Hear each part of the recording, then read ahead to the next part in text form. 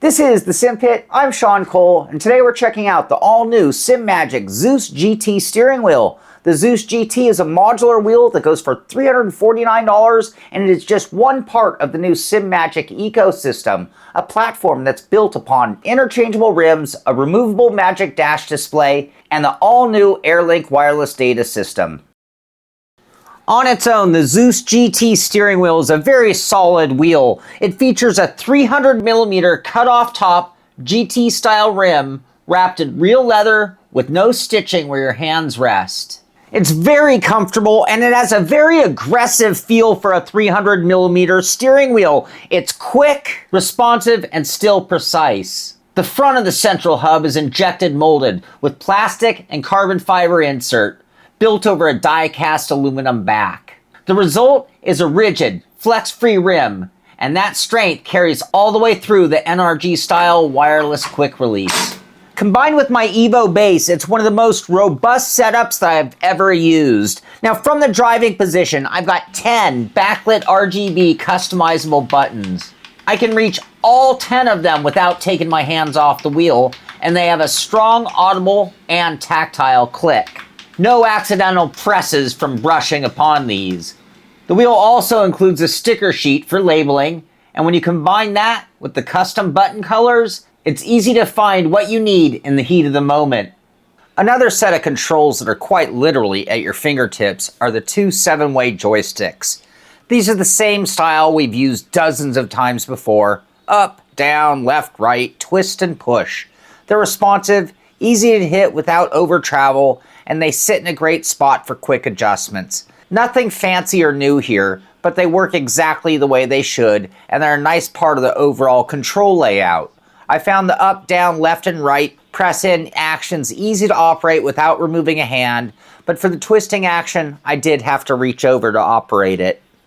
At the bottom, we've got 3 customizable RGB backlit encoders. They're 12-step and have a really good detent feel. They can be operated as 2-button encoders or in absolute mode where each position is its own input or button number. So they cover any sim software scenario. They are a bit out of reach while driving, so I did have to lift my hand to use them. At the top center, we got that 15-digit LED customizable RGB light strip. It's bright when you need it, and it can be dimmed if you needed within the software as well. By default, the center LEDs handle RPM, while the outer LEDs handle telemetry events. It's not quite as clear to see as the full up-down telemetry indicators, but it's still very useful. On the back of the rim is the included 2-paddle shifter set. Magnetic paddles on the top for shifting, and lever-style paddles on the bottom for clutch, handbrake, or anything analog input. The upper shifters feel snappy with smooth, wiggle-free action. The bodies are aluminum, and the paddles are plastic with a curved, slightly cupped shape that feels great on your fingertips. They sit about 40mm behind the rim, a bit further back than other wheels I've tested, especially for medium-sized hands. The lower levels share the same aluminum body, but use spring resistance through their full travel. They have a longer throw and a great balance of resistance and movement, making them excellent for clutch or handbrake use, with plenty of travel for good modulation. These lower paddles use carbon fiber blades, which are even more rigid than the upper shifters and have nicely smoothed edges. Under the plastic center cover is the heart of the Zeus series. The cover is held on by magnets and pops off easily. In its place goes the MagicDash, which locks in magnetically and completes the wheel as a high-end setup. The MagicDash is a 4-inch, 800 by 400 touchscreen with plastic back and aluminum front. It matches the shape of the Zeus GT hub perfectly and covers the built-in LEDs. With the MagicDash installed, you keep the 15 shift lights across the top, and you gain an additional 6 RGB LEDs, 3 on each side, for indicators or telemetry. The screen is touch-enabled for switching layouts, and all LEDs are fully programmable. It's a slick setup, and it only scratches the surface of what Simagic is doing with this ecosystem. The MagicDash really is a versatile piece of this system, and you can buy the Dash on its own for $199 or save $40 by bundling it with the wheel. Now, the Zeus GT isn't the only wheel built on this whole idea or concept. You also have the Zeus Formula at $499 and the Zeus Sport at $329, both using the exact same approach. All three have that same center cover, meaning you can add the MagicDash to any of the wheels or swap it between them. So in theory, if you're going to use multiple wheels, that's going to save you a bit of money. It's great that the MagicDash works on all the Zeus wheels, so if I own more than one, I can pull the dash off, put it on the other rim. That's awesome. But if you're like me and you're using a Simagic Evo base, it gets even cooler, because not only are the rims built to accept the dash, but so is the base itself. So if you prefer the dash a little higher in your line of sight, bam, just like that. And if you want it back on the wheel, bam, it's just that easy. Now, if you liked all that, but you're not currently using a Simagic base, don't worry, they've got you covered as well. They also have MagDock, which goes for $45 and lets you mount the Magic display on older Simagic bases, third-party bases, and even directly to your rig. With the key to the whole system being Simagic's AirLink module, which also goes for $45 because the dash gets all of its data wirelessly. Power comes from the wheel or from the MagDock. Now, a big note here, you're going to need the AirLink module no matter what scenario you're in. If you're using the MagDock, it's going to provide the power but not the data. If you're putting it on the wheel, it provides the power, not the data. The data goes through the AirLink, and you will need this no matter what scenario you're running. And to make the rims work with non-Simagic bases, they make the MagLink Pro, which also goes for $45, and the MagLink Extend for $89. Both allowing the Zeus wheels to work on non-Simagic bases, with the Extend version having a little bit cleaner wiring or no wraparound cable. The modular concept of the Simagic Zeus series goes well beyond just the dashboard itself. You've got a variety of different paddle shifters to choose from for the GT wheel, for example. You've got single paddles for $40, you've got the dual paddle for $60, and then you've got the 3-paddle set that we're going to put on the wheel here for $80. The shifters are easy to swap out from the originals. It's just 2 small bolts holding the stock assembly in place, plus a small wire that disconnects from the rim. The new shifter modules come with different paddle options: carbon fiber, the plastic injected molded style we talked about earlier, and now aluminum as well. The paddles bolt onto the assemblies plug back into the wheel, and then it all secures again with the same 2 bolts. Easy peasy. There are also a variety of different wheel rims that'll work on the Zeus GT as well. So for example, we have the flat top and bottom, but fully covered rim that goes for $89. They swap out with 4 bolts that secure them to the central hub. Again, really easy to make this change. Both the programming of the wheel and the wheel dash can either be run through Sim Manager or through SimHub. They have full integration into SimHub. Now, I will say, using Sim Manager is a little bit easier, and if you have other Simagic peripherals, that's definitely the way to go. However, if you're using this wheel rim on its own, and maybe you're already using a motion sim or a wind sim or some other application, then you're going to want to use SimHub. For this review, I'm using the Zeus GT on a Simagic Evo base, so therefore I didn't need to use the MagLink or the MagDock. I could just put the wheel rim right onto the base and then choose whether I wanted the dash on the wheel rim or on the base itself. With that, we're going to go ahead and add the 3-paddle shifter set to the wheel rim. We're going to go ahead and swap out a wheel for a totally different shape. We're going to change the colors and the LEDs to suit our style, and we're going to head out back on track and see how it works in that mode. With a few changes, I was able to enjoy this wheel rim on a whole different level. I mean, the bullhorn was very comfortable and very universal, but I found this D-shaped flat bottom rim to be absolutely perfect as a universal wheel. It has a bit of formula styling with the full round wheel function. It gave me the quick steering I needed in tight sections while still letting me use the top of the rim for larger turns. At 320 millimeters, it's a little more stable and gives you more leverage, which makes it slightly better for ovals and GT cars. The trade-off is visibility. The larger size and the full top can block part of your monitor or the MagicDash if you're running it on the base. It depends on your seating position, but for me, it blocked the monitor more than the dash. Overall though, this rim became my everyday choice. The build quality is the same as the stock rim. Real leather, No stitching in the grip areas, very comfortable, and rock solid.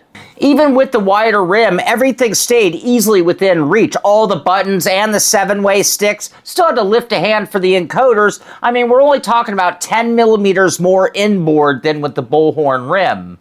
This means the shifters are also technically 10 millimeters further away, and if that feels like too much, the rim includes extenders and setback spacers so you can dial in the exact position you want. I didn't need them, but it's great that everyone can fine-tune the ergonomics to their best desire.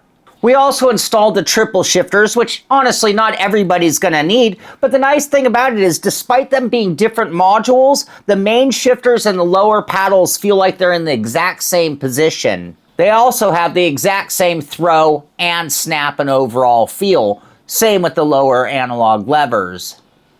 The difference is the 2 extra paddles on top. They're magnetic, like the main shifters, with smaller blades, and they sit just slightly farther from your fingertips. They have the same travel and stiffness, and for me, they open up a lot of options. They're great for menu navigation, but I found them perfect for track bar or wedge adjustments. In an Indy car at Indy, you might need 1 or 2 clicks every lap, and these paddles are much easier to hit at speed than the buttons when you're doing 200 miles an hour.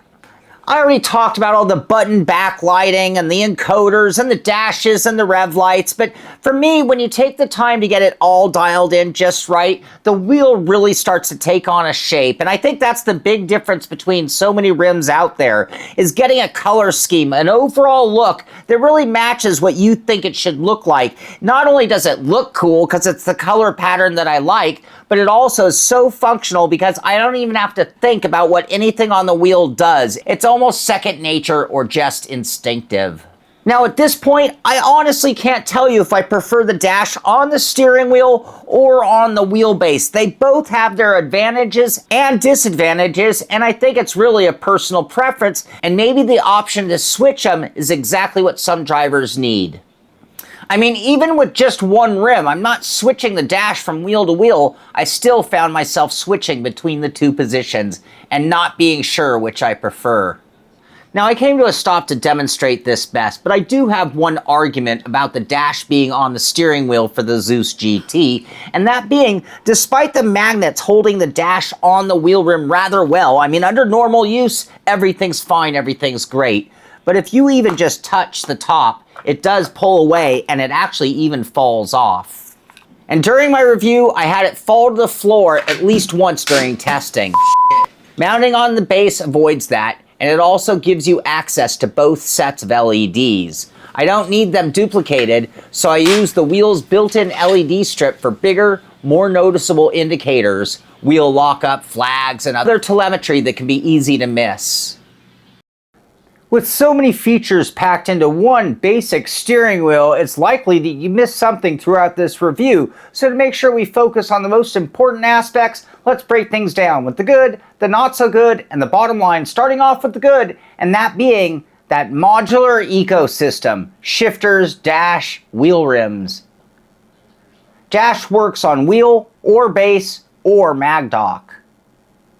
Comfortable rims, high quality leather, clean grip area, strong wheel rim and quick release, nice button feel, accessibility, and backlighting, customizable shift lights, touchscreen dash, multiple paddle options, good visibility on dash, AirLink wireless data, works on any base, no cable, MagLink third-party compatibility, excellent build quality, strong ecosystem value. And now on to the not so good. That dash sure does cover up that original LED strip. Dash can fall when removing the wheel or bumping it. Encoders require hand lift. SimHub support misleading. Limited dash layouts. Dash layouts metric only. And now on to the bottom line. The Simagic Zeus series is a really interesting idea, and I think it's going to be perfect for some sim racers and completely unnecessary for others. And what makes it really interesting is it's not just one wheel rim, it's not just one wheel, it's a wheel, it's 3 different wheels, you've got shifter options, you've got wheel rim options, you've got so many variables that are involved in this series. For the Formula rim, the dash feels expected, not like an add-on. For a GT or Sport rim, it's more of a personal choice, and that flexibility is the whole point of this ecosystem. Now, by comparison, most steering wheels that include a built-in dash start out at about $500, and that can be an obstacle, again, for some sim racers. Now, in the case of the GT or the Sport models from Simagic of the Zeus series, you're looking at $329 or $349 respectively. And add the MagicDash later when budget allows. And that alone makes this system very appealing. The buy-in price is very reasonable. You can get that Sport wheel for just $329 and then add the dash later as your budget allows you to do so. And then once you've done that, you can start over again with another inexpensive wheel rim versus starting out with $500 minimum anytime you want a dash included. Now, this also has big advantage for third-party wheelbase users, as with the MagLink and the AirLink, you can run this wheel almost wirelessly on a Simucube, AccuForce, Bodner, or anything else without a wraparound cable. That's a big deal for anybody who wants a really clean, modern setup. Now, one aggravating thing that I just can't get over is how easily the dash does fall off of the wheel rim if touched from the top. It's the one thing that separates this from higher-end, permanently mounted dash setups that start at that $500 mark. Other than that, I really enjoyed the rim. I found it to be very comfortable, it worked well, and it drove really great. So I want to thank Simagic for sending the Zeus GT over for a review. Of course, that got them nothing in return as far as opinion goes on this show. Be sure to subscribe to the channel so you can find out when our next video comes out. Be sure to give it a thumbs up if you enjoyed the show, and thank you for watching. This is the Simpit. I'm Sean Cole, and I'll see you on the track.